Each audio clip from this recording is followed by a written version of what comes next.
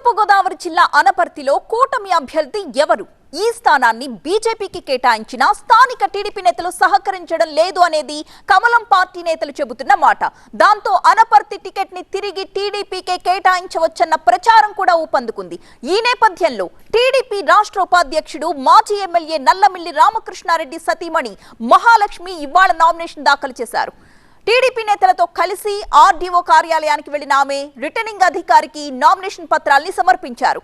మరొక వైపు నల్లమిల్లి రామకృష్ణారెడ్డి కూడా అనపర్తి కూటమి అభ్యర్థి తానే అని ప్రచారం చేసుకుంటున్నారు.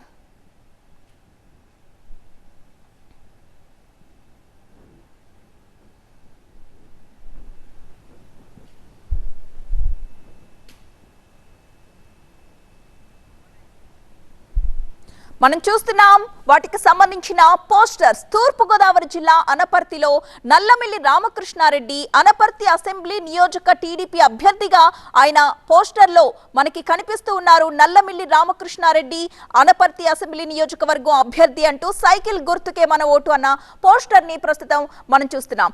అయితే అనపర్తి టికెట్ ని టీడీపీకి కేటాయించవచ్చు అన్న ప్రచార నేపథ్యంలో టీడీపీ రాష్ట్ర ఉపాధ్యక్షుడు మాజీ ఎమ్మెల్యే నల్లమిల్లి రామకృష్ణారెడ్డి సతీమణి మహాలక్ష్మి ఇవాళ వెళ్లి నామినేషన్ దాఖలు చేశారు. కానీ అక్కడ పోస్టర్ లో చూస్తే నల్లమిల్లి రామకృష్ణారెడ్డి ఫోటో మనకి కనిపిస్తోంది.